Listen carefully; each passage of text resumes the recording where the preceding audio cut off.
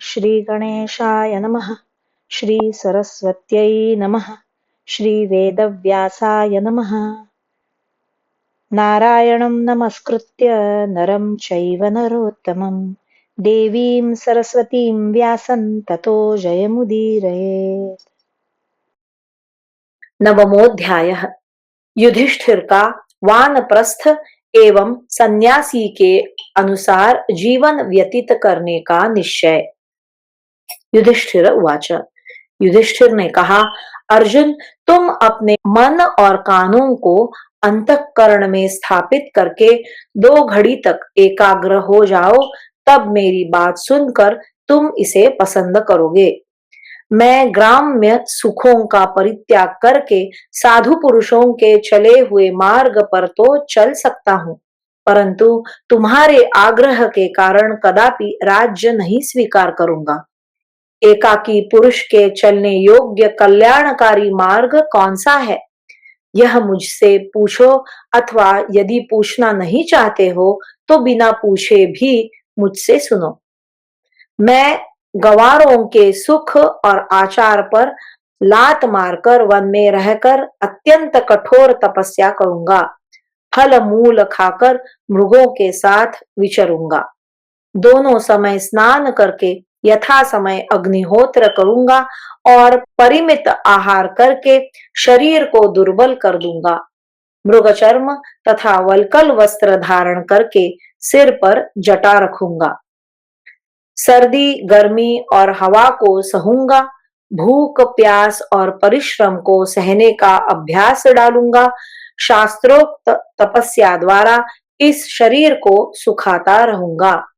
One में प्रसन्नता पूर्वक निवास करने वाले पशु पक्षियों की भांति भांति की बोली, जो मन और कानों को सुख देने वाली होगी, नित्य सुनता रहूंगा।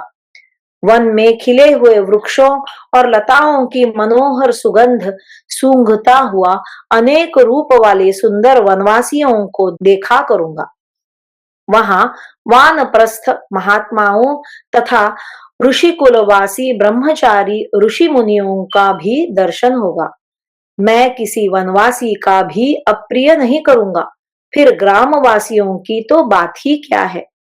एकांत में रहकर आध्यात्मिक तत्व का विचार किया करूंगा और कच्चा पक्का जैसा भी फल मिल जाए उसी को खाकर जीवन निर्वाह करूंगा। जंगली फल मूल, मधुर वाणी और जल के द्वारा देवताओं तथा पितरों को तृप्त करता रहूंगा।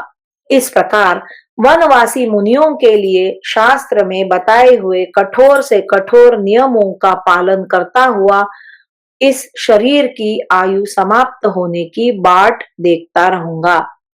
अथवा मैं मूंड मुड़ाकर मननशील सन्यासी हो जाऊंगा और एक एक दिन एक एक वृक्ष से भिक्षा मांग कर अपने शरीर को सुखाता रहूंगा। शरीर पर धूल पड़ी होगी और सूने घरों में मेरा निवास होगा, अथवा किसी वृक्ष के नीचे उसकी जड़ में ही पड़ा रहूंगा। प्रिय और अप्रिय का सारा विचार छोड़ दूंगा। किसी के लिए न शोक करूंगा न हर्ष। निंदा और स्तुति को समान समझूंगा। आशा और ममता को त्याग कर निर्द्वंद्व हो जाऊंगा तथा कभी किसी वस्तु का संग्रह नहीं करूंगा। आत्मा के चिंतन में ही सुख का अनुभव करूंगा। मन को सदा प्रसन्न रखूंगा। कभी किसी दूसरे के साथ कोई बातचीत नहीं करूंगा। गूंगों, अंधों और बहरों के समान न किसी से कुछ कहूंगा, न किसी को देखूंगा और न किसी की सुनूंगा। 4 प्रकार के समस्त चराचर प्राणियों में से किसी की हिंसा नहीं करूंगा। अपने अपने धर्म में स्थित हुई समस्त प्रजाओं तथा संपूर्ण प्राणियों के प्रति समभाव रखूंगा। न तो किसी की हंसी उड़ाऊंगा और न किसी के प्रति भौहों को ही टेढ़ी करूंगा। सदा मेरे मुख पर प्रसन्नता छाई रहेगी और मैं संपूर्ण इंद्रियों को पूर्णतः संयम में रखूंगा। किसी भी मार्ग से चलता रहूंगा और कभी किसी से रास्ता नहीं पूछूंगा। किसी खास स्थान या दिशा की ओर जाने की इच्छा नहीं रखूंगा। कहीं भी मेरे जाने का कोई विशेष उद्देश्य नहीं होगा। न आगे जाने की उत्सुकता होगी, न पीछे फिरकर देखूंगा। सरल भाव से रहूंगा। मेरी दृष्टि अंतर्मुखी होगी। स्थावर जंगम जीवों को बचाता हुआ आगे चलता रहूंगा। स्वभाव आगे आगे चलता है। भोजन भी अपने आप प्रकट हो जाते हैं। सर्दी गर्मी आदि जो परस्पर विरोधी द्वंद्व है, वे सब आते जाते रहते हैं। अतः इन सब की चिंता छोड़ दूंगा। भिक्षा थोड़ी मिली या स्वादहीन मिली, इसका विचार न करके उसे पालूंगा। यदि कभी एक घर से भिक्षा नहीं मिली तो दूसरे घरों में भी जाऊंगा। मिल गया तो ठीक है, न मिलने की दशा में क्रमशः 7 घरों में जाऊंगा, 8वें में नहीं जाऊंगा। जब घरों में से धुआं निकलना बंद हो गया हो, मूसल रख दिया गया हो, चूल्हे की आग बुझ गई हो, घर के सब लोग खा पी चुके हो, परोसी हुई थाली को इधर उधर ले जाने का काम समाप्त हो गया हो और भीख मंगे भिक्षा लेकर लौट गए हो, ऐसे समय में मैं एक ही वक्त भिक्षा के लिए 2, 3 या 5 घरों तक जाया करूंगा। सब ओर से स्नेह का बंधन तोड़कर इस पृथ्वी पर विचरता रहूंगा। कुछ मिले या न मिले, दोनों ही अवस्था में मेरी दृष्टि समान होगी। मैं महान तप में संलग्न रहकर ऐसा कोई आचरण नहीं करूंगा जिसे जीने या मरने की इच्छा वाले लोग करते हैं। न तो जीवन का अभिनंदन करूंगा, न मृत्यु से द्वेष।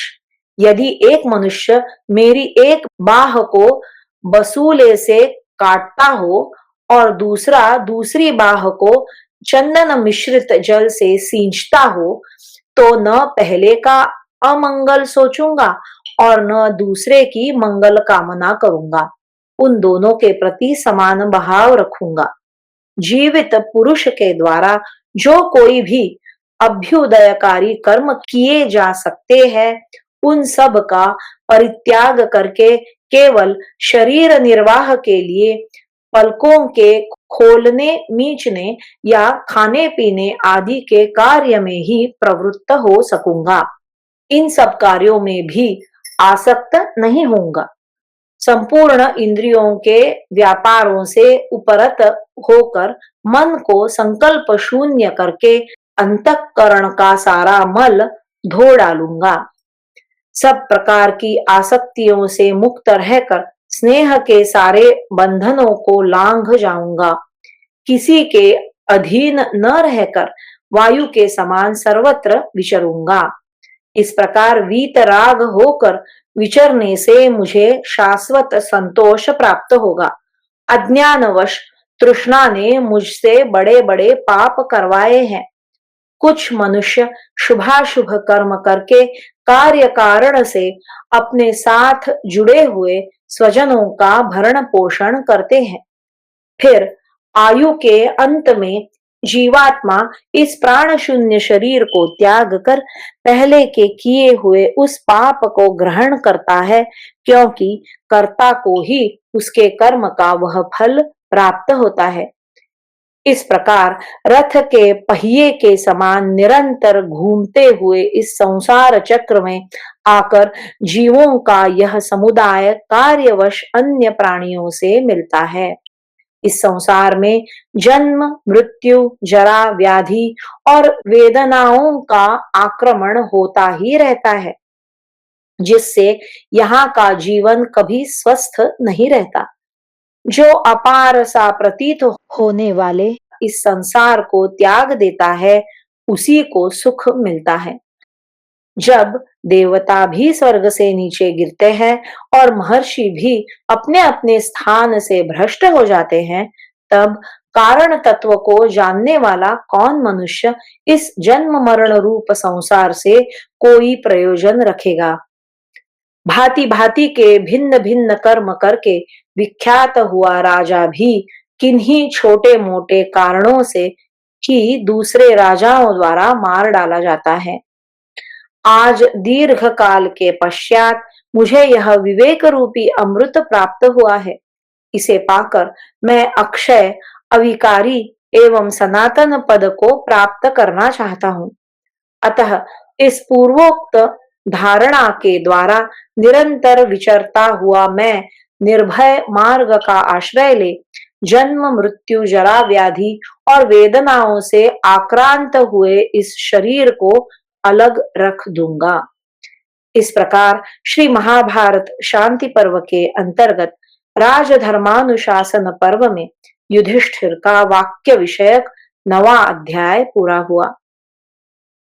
दशमोध्यायः भीमसेन का राजा के लिए संन्यास का विरोध करते हुए अपने कर्तव्य के ही पालन पर जोर देना।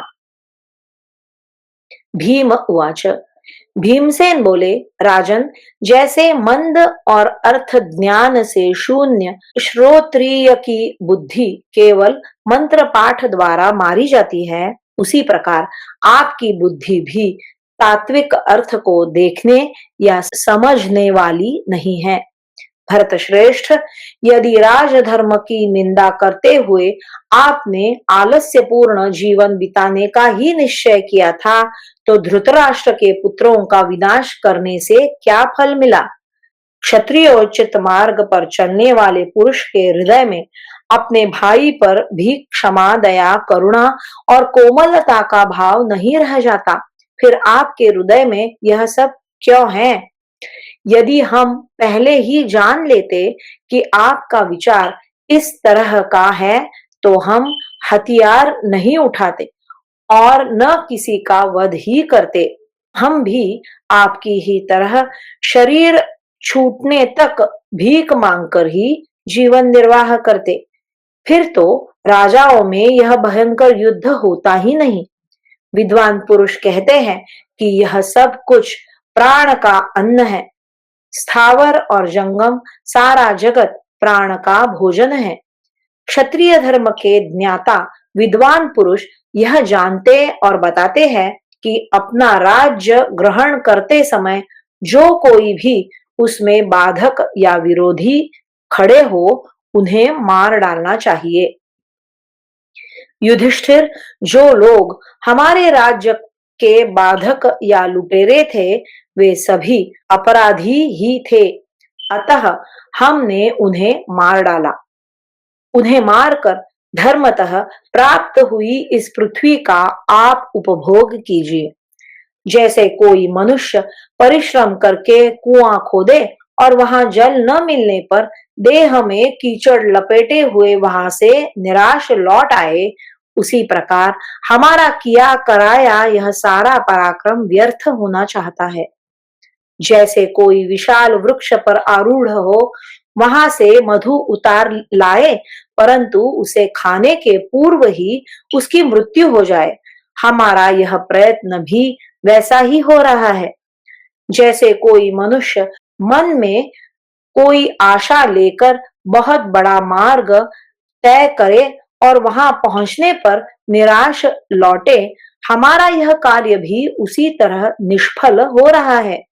कुरुनंदन, जैसे कोई मनुष्य शत्रुओं का वध करने के पश्चात अपनी भी हत्या कर डाले, हमारा यह कर्म भी वैसा ही है। जैसे भूखा मनुष्य भोजन और कामी पुरुष कामिनी को पाकर दैववश उसका उपभोग न करे, हमारा यह कर्म भी वैसा ही निष्फल हो रहा है। भरतवंशी नरेश, हम लोग ही यहाँ निंदा के पात्र है कि आप जैसे अल्प बुद्धि पुरुष को बड़ा भाई समझकर आपके पीछे पीछे चलते हैं। हम बाहुबल से संपन्न, अस्त्र शस्त्रों के विद्वान और मनस्वी है, तो भी असमर्थ पुरुषों के समान एक कायर भाई की आज्ञा में रहते हैं। हम लोग पहले अशरण मनुष्य को शरण देने वाले थे, किंतु अब हमारा ही अर्थ नष्ट हो गया है। ऐसी दशा में अर्थ सिद्धि के लिए हमारा आश्रय लेने वाले लोग हमारी इस दुर्बलता पर कैसे दृष्टि नहीं डालेंगे। बंधुओं, मेरा कथन कैसा है, इस पर विचार करो। शास्त्र का उपदेश यह है कि आपत्ति काल में या बुढ़ापे से जर्जर हो जाने पर अथवा शत्रुओं द्वारा धन संपत्ति से वंचित कर दिए जाने पर मनुष्य को संन्यास ग्रहण करना चाहिए। अतः जबकि हमारे ऊपर पूर्वोक्त संकट नहीं आया है, विद्वान पुरुष ऐसे अवसर में त्याग या संन्यास की प्रशंसा नहीं करते हैं। सूक्ष्मदर्शी पुरुष तो ऐसे समय में क्षत्रिय के लिए संन्यास लेना उल्टे धर्म का उल्लंघन मानते हैं। इसलिए जिनकी क्षात्र धर्म के लिए उत्पत्ति हुई है, जो क्षात्र धर्म में ही तत्पर रहते हैं तथा क्षात्र धर्म का ही आश्रय लेकर जीवन निर्वाह करते हैं, वे क्षत्रिय स्वयं ही उस क्षात्र धर्म की निंदा कैसे कर सकते हैं। इसके लिए उस विधाता की ही निंदा क्यों न की जाए जिन्होंने क्षत्रियों के लिए युद्ध धर्म का विधान किया है।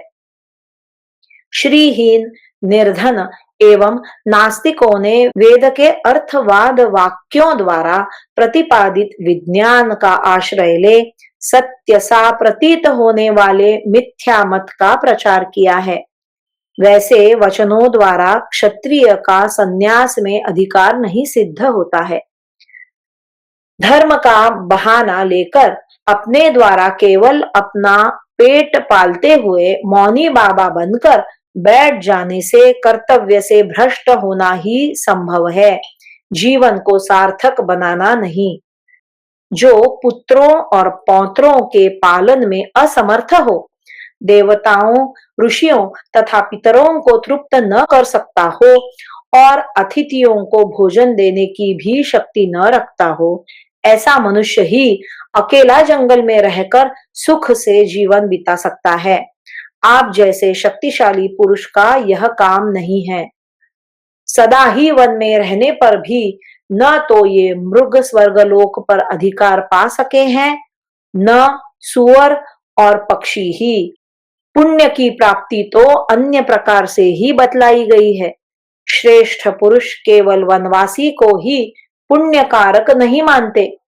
यदि कोई राजा संन्यास से सिद्धि प्राप्त कर ले, तब तो पर्वत और वृक्ष बहुत जल्दी सिद्धि पा सकते हैं, क्योंकि ये नित्य सन्यासी, उपद्रव शून्य, परिग्रह रहित तथा निरंतर ब्रह्मचर्य का पालन करने वाले देखे जाते हैं। यदि अपने भाग्य में दूसरों के कर्मों से प्राप्त हुई सिद्धि नहीं आती, तब तो सभी को कर्म ही करना चाहिए। अकर्मण्य पुरुष को कभी कोई सिद्धि नहीं मिलती।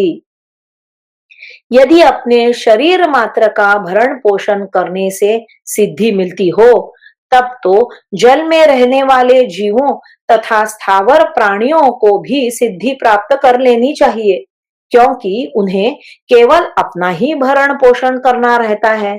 उनके पास दूसरा कोई ऐसा नहीं है जिसके भरण पोषण का भार वे उठाते हो।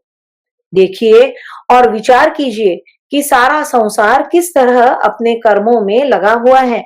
अतः आपको भी क्षत्रियोचित कर्तव्य का ही पालन करना चाहिए। जो कर्म को छोड़ बैठता है, उसे कभी सिद्धि नहीं मिलती। इस प्रकार श्री महाभारत शांति पर्व के अंतर्गत राजधर्मानुशासन पर्व में भीमसेन का वचन विषयक 10वां अध्याय पूरा हुआ। एकादशोऽध्यायः। अर्जुन का पक्षी रूपधारी इंद्र और ऋषि बालकों के संवाद का उल्लेख पूर्वक गृहस्थ धर्म के पालन पर जोर देना। अर्जुन उवाच। अर्जुन ने कहा, भरत श्रेष्ठ, इसी विषय में जानकार लोग तापसों के साथ जो इंद्र का संवाद हुआ था, उस प्राचीन इतिहास का उदाहरण दिया करते हैं। एक समय कुछ मंद बुद्धि कुलीन ब्राह्मण बालक घर को छोड़कर वन में चले आए। अभी उन्हें मूछ दाढ़ी तक नहीं आई थी। उसी अवस्था में उन्होंने घर त्याग दिया। यद्यपि वे सब के सब धनी थे, तथापि भाई बंधु और माता पिता को छोड़कर इसी को धर्म मानते हुए वन में आकर ब्रह्मचर्य का पालन करने लगे। एक दिन इंद्रदेव ने उन पर कृपा की। भगवान इंद्र सुवर्णमय पक्षी का रूप धारण करके वहां आए और उनसे इस प्रकार कहने लगे। यज्ञ शिष्ट अन्न भोजन करने वाले श्रेष्ठ पुरुषों ने जो कर्म किया है वह दूसरों से होना अत्यंत कठिन है। उनका यह कर्म बड़ा पवित्र और जीवन बहुत उत्तम है। वे धर्मपरायण पुरुष सफल मनोरथ हो श्रेष्ठ गति को प्राप्त हुए हैं। ऋषय उचहु, ऋषि बोले, अहो यह पक्षी तो विघसाशी यानी यज्ञ शेष अन्न भोजन करने वाले पुरुषों की प्रशंसा करता है। निश्चय ही यह हम लोगों की बड़ाई करता है, क्योंकि यहाँ हम लोग ही विघसाशी है। शकुनिर्वाच, उस पक्षी ने कहा, अरे देह में कीचड़ लपेटे और धूल पोते हुए जूठन खाने वाले तुम जैसे मूर्खों की मैं प्रशंसा नहीं कर रहा हूं। विघसाशी तो दूसरे ही होते हैं। ऋषय उचहु, ऋषि बोले, पक्षी यही श्रेष्ठ एवं कल्याणकारी साधन है। ऐसा समझकर ही हम इस मार्ग पर चल रहे हैं। तुम्हारी दृष्टि में जो श्रेष्ठ धर्म हो उसे तुम ही बताओ। हम तुम्हारी बात पर अधिक श्रद्धा करते हैं। शकुनिरुवाच, पक्षी ने कहा, यदि आप लोग मुझ पर संदेह न करें तो मैं स्वयं ही अपने आप को वक्ता के रूप में विभक्त करके आप लोगों को यथावत रूप से हित की बात बताऊंगा। ऋषय उचुहु, ऋषि बोले, तात हम तुम्हारी बात सुनेंगे। तुम्हें सब मार्ग विदित है। धर्मात्मन, हम तुम्हारी आज्ञा के अधीन रहना चाहते हैं। तुम हमें उपदेश दो। शकुनिरुवाच, पक्षी ने कहा, चौपायों में गौ श्रेष्ठ है, धातुओं में सोना उत्तम है, शब्दों में मंत्र उत्कृष्ट है और मनुष्यों में ब्राह्मण प्रधान है। ब्राह्मणों के लिए मंत्र युक्त जात कर्म आदि संस्कार का विधान है। वह जब तक जीवित रहे समय समय पर उसके आवश्यक संस्कार होते रहने चाहिए। मरने पर भी यथा समय श्मशान भूमि में अंत्येष्टि संस्कार तथा घर पर श्राद्ध आदि वैदिक विधि के अनुसार संपन्न होने चाहिए। वैदिक कर्म ही ब्राह्मण के लिए स्वर्गलोक की प्राप्ति कराने वाले उत्तम मार्ग है। इसके सिवा मुनियों ने समस्त कर्मों को वैदिक मंत्रों द्वारा ही सिद्ध होने वाला बताया है। वेद में इन कर्मों का प्रतिपादन दृढ़ता पूर्वक किया गया है। इसलिए उन कर्मों के अनुष्ठान से ही यहाँ अभीष्ट सिद्धि होती है। मास, पक्ष, ऋतु, सूर्य, चंद्रमा और तारों से उपलक्षित जो यज्ञ होते हैं उन्हें यथासंभव संपन्न करने की चेष्टा प्रायः सभी प्राणी करते हैं। यज्ञों का संपादन ही कर्म कहलाता है। जहां ये कर्म किए जाते हैं वह गृहस्थ आश्रम ही सिद्धि का पुण्यमय क्षेत्र है और यही सबसे महान आश्रम है। जो मनुष्य कर्म की निंदा करते हुए कुमार्ग का आश्रय लेते हैं उन पुरुषार्थहीन मूढ़ पुरुषों को पाप लगता है। देव समूह और पितृ समूहों का यजन तथा ब्रह्मवंश यानी वेद शास्त्र आदि के स्वाध्याय द्वारा ऋषि मुनियों की तृप्ति, ये तीन ही सनातन मार्ग है। जो मूर्ख इनका परित्याग करके और किसी मार्ग से चलते हैं वे वेद विरुद्ध पथ का आश्रय लेते हैं। मंत्र दृष्टा ऋषि ने एक मंत्र में कहा है कि यह यज्ञ रूप कर्म तुम सब यजमानों द्वारा संपादित हो, परंतु यह होना चाहिए तपस्या से युक्त। तुम इसका अनुष्ठान करोगे तो मैं तुम्हें मनोवांछित फल प्रदान करूंगा। अतः उन उन वैदिक कर्मों में पूर्णतः संलग्न हो जाना ही तपस्वी का तप कहलाता है। हवन कर्म के द्वारा देवताओं को, स्वाध्याय द्वारा ब्रह्मर्षियों को तथा श्राद्ध द्वारा सनातन पितरों को उनका भाग समर्पित करके गुरु की परिचर्या करना दुष्कर व्रत कहलाता है। इस दुष्कर व्रत का अनुष्ठान करके देवताओं ने उत्तम वैभव प्राप्त किया है। यह गृहस्थ धर्म का पालन ही दुष्कर व्रत है।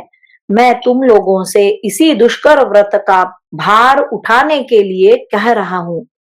तपस्या श्रेष्ठ कर्म है, इसमें संदेह नहीं कि यही प्रजा वर्ग का मूल कारण है, परंतु ग्राहस्थ्य विधायक शास्त्र के अनुसार इस ग्राहस्थ्य धर्म में ही सारी तपस्या प्रतिष्ठित है।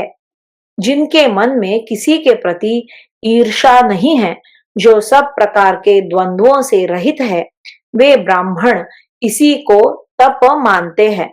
यद्यपि लोक में व्रत को भी तप कहा जाता है, किंतु वह पंचयज्ञ के अनुष्ठान की अपेक्षा मध्यम श्रेणी का है, क्योंकि विघसाशी पुरुष प्रातः सायंकाल विधि विधान पूर्वक अपने कुटुंब में अन्न का विभाग करके दुर्जय अविनाशी पद को प्राप्त कर लेते हैं। देवताओं, पितरों, अतिथियों तथा अपने परिवार के अन्य सब लोगों को अन्न देकर जो सबसे पीछे अवशिष्ट अन्न खाते हैं, उन्हें विघसाशी कहा गया है। इसलिए अपने धर्म पर आरूढ़ हो उत्तम व्रत का पालन और सत्य भाषण करते हुए वे जगत गुरु होकर सर्वथा संदेह रहित हो जाते हैं। वे ईर्ष्या रहित दुष्कर व्रत का पालन करने वाले पुण्यात्मा पुरुष इंद्र के स्वर्गलोक में पहुंचकर अनंत वर्षों तक वहां निवास करते हैं। अर्जुन उवाच, अर्जुन कहते हैं, महाराज, वे ब्राह्मण कुमार पक्षी रूपधारी इंद्र की धर्म और अर्थ युक्त हितकर बातें सुनकर इस निश्चय पर पहुंचे कि हम लोग जिस मार्ग पर चल रहे हैं वह हमारे लिए हितकर नहीं है। अतः वे उसे छोड़कर घर लौट गए और गृहस्थ धर्म का पालन करते हुए वहां रहने लगे। सर्वज्ञ नरश्रेष्ठ, अतः आप भी सदा के लिए धैर्य धारण करके शत्रुहीन हुई इस संपूर्ण पृथ्वी का शासन कीजिए। इस प्रकार श्री महाभारत शांति पर्व के अंतर्गत राजधर्मानुशासन पर्व में अर्जुन के वचन के प्रसंग में ऋषियों और पक्षी रूपधारी इंद्र के संवाद का वर्णन विषयक 11वां अध्याय पूरा हुआ। द्वादशोऽध्यायः। नकुल का गृहस्थ धर्म की प्रशंसा करते हुए राजा युधिष्ठिर को समझाना। वैशंपायन उवाच, वैशंपायन जी कहते हैं, राजन, अर्जुन की बात सुनकर नकुल ने भी संपूर्ण धर्मात्माओं में श्रेष्ठ राजा युधिष्ठिर की ओर देखकर कुछ कहने को उद्यत हुए। शत्रुओं का दमन करने वाले जन्मेजय महाबाहु नकुल बड़े बुद्धिमान थे। उनकी छाती चौड़ी, मुख ताम्र वर्ण का था। वे बड़े मितभाषी थे। उन्होंने भाई के चित्त का अनुसरण करते हुए कहा। नकुल उवाच, नकुल बोले, महाराज, विशाखयूप नामक क्षेत्र में संपूर्ण देवताओं द्वारा की हुई अग्नि स्थापना के चिन्ह यानी ईंटों की बनी हुई वेदियां मौजूद है। इससे आपको यह समझना चाहिए कि देवता भी वैदिक कर्मों और उनके फलों पर विश्वास करते हैं।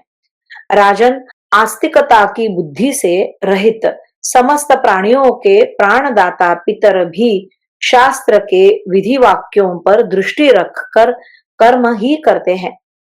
भारत जो वेदों की आज्ञा के विरुद्ध चलते हैं, उन्हें बड़ा भारी नास्तिक समझिए। वेद की आज्ञा का उल्लंघन करके सब प्रकार के कर्म करने पर भी कोई ब्राह्मण देवयान मार्ग के द्वारा स्वर्गलोक की पृष्ठभूमि में पैर नहीं रख सकता।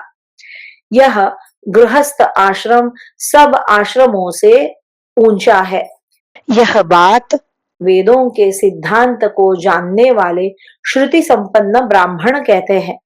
नरेश्वर, आप उनकी सेवा में उपस्थित होकर इस बात को समझिए। महाराज, जो धर्म से प्राप्त किए हुए धन का श्रेष्ठ यज्ञों में उपयोग करता है और अपने मन को वश में रखता है, वह मनुष्य त्यागी माना गया है। महाराज, जिसने गृहस्थ आश्रम के सुख भोगों को कभी नहीं देखा, फिर भी जो ऊपर वाले वानप्रस्थ आदि आश्रमों में प्रतिष्ठित होकर देह त्याग करता है, उसे तामस त्यागी माना गया है।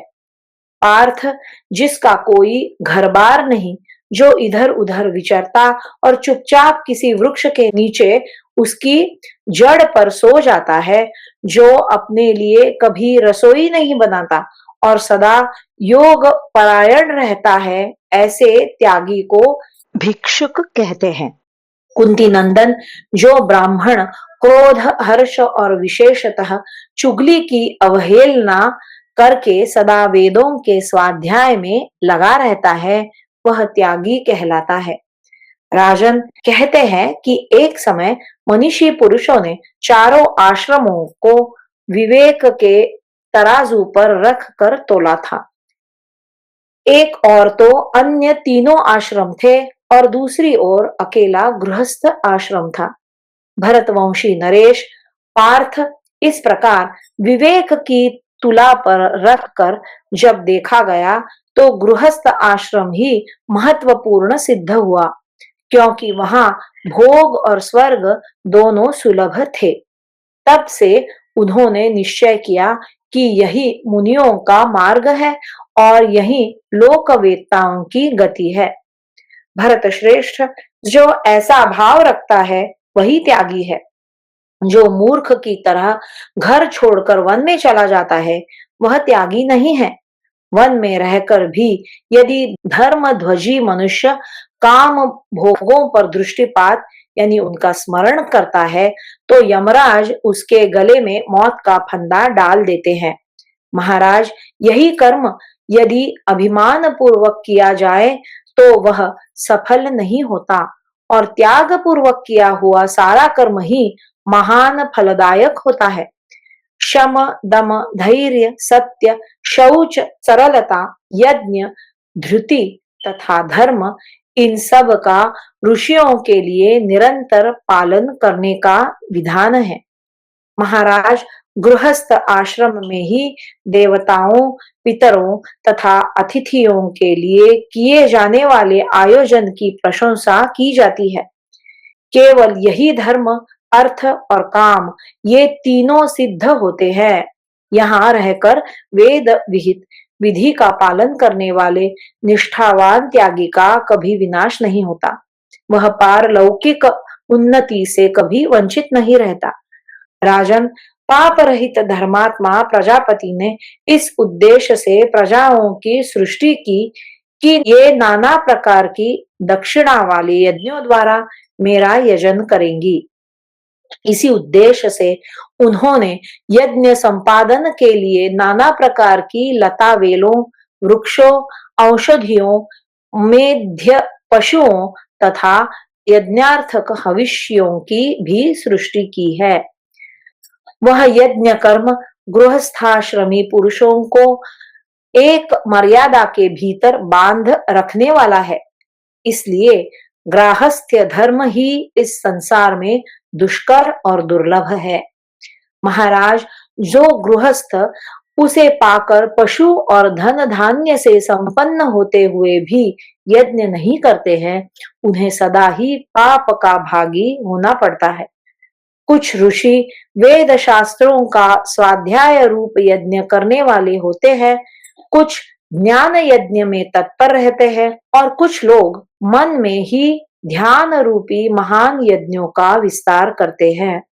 नरेश्वर, चित्त को एकाग्र करना रूप जो साधन है, उसका आश्रय लेकर ब्रह्मभूत हुए द्विज के दर्शन की अभिलाषा देवता भी रखते हैं।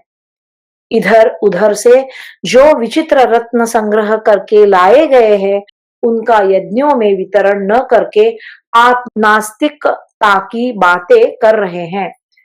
नरेश्वर, जिस पर कुटुंब का भार हो, उसके लिए त्याग का विधान नहीं देखने में आता है। उसे तो राजसूय, अश्वमेध अथवा सर्वमेध यज्ञों में प्रवृत्त होना चाहिए। भूपाल, इनके सिवा जो दूसरे भी ब्राह्मणों द्वारा प्रशंसित यज्ञ हैं, उनके द्वारा देवराज इंद्र के समान आप भी यज्ञ पुरुष की आराधना कीजिए। राजा के प्रमाद दोष से लुटेरे प्रबल होकर प्रजा को लूटने लगते हैं। उस अवस्था में यदि राजा ने प्रजा को शरण नहीं दी, तो उसे मूर्तिमान कलयुग कहा जाता है। प्रजानाथ, यदि हम लोग ईर्षा युक्त मन वाले होकर ब्राह्मणों को घोड़े, गाय, दासी, सजी सजाई हथिनी, गांव, जनपद, खेत और घर आदि का दान नहीं करते हैं, तो राजाओं में कलयुग समझे जाएंगे। जो दान नहीं देते, शरणागतों की रक्षा नहीं करते, वे राजाओं के पाप के भागी होते हैं। उन्हें दुख ही दुख भोगना पड़ता है, सुख तो कभी नहीं मिलता। प्रभो, बड़े बड़े यज्ञों का अनुष्ठान, पितरों का श्राद्ध तथा तीर्थों में स्नान किए बिना ही आप संन्यास ले लेंगे, तो हवा द्वारा छिन्न भिन्न हुए बादलों के समान नष्ट हो जाएंगे। लोक और परलोक दोनों से भ्रष्ट होकर त्रिशंकु के समान बीच में ही लटके रह जाएंगे। बाहर और भीतर जो कुछ भी मन को फंसाने वाली चीज है, उन सब को छोड़ने से मनुष्य त्यागी होता है। केवल घर छोड़ देने से त्याग की सिद्धि नहीं होती। महाराज, इस गृहस्थ आश्रम में ही रहकर वेद विहित कर्म में लगे हुए ब्राह्मण का कभी उच्छेद यानी पतन नहीं होता। कुंती नंदन, जैसे इंद्र युद्ध में दैत्यों की सेनाओं का संहार करते हैं, उसी प्रकार जो वेग पूर्वक बढ़े चढ़े शत्रुओं का वध करके विजय पा चुका हो और पूर्ववर्ती राजाओं द्वारा सेवित अपने धर्म में तत्पर रहता हो, ऐसा आपके सिवा कौन राजा शोक करेगा। नरेंद्र, कुंती कुमार, आप क्षत्रिय धर्म के अनुसार पराक्रम द्वारा इस पृथ्वी पर विजय पाकर मंत्र वेत्ता ब्राह्मणों को यज्ञ में बहुत सी दक्षिणाएं देकर स्वर्ग से भी ऊपर चले जाएंगे। अतः आज आपको शोक नहीं करना चाहिए।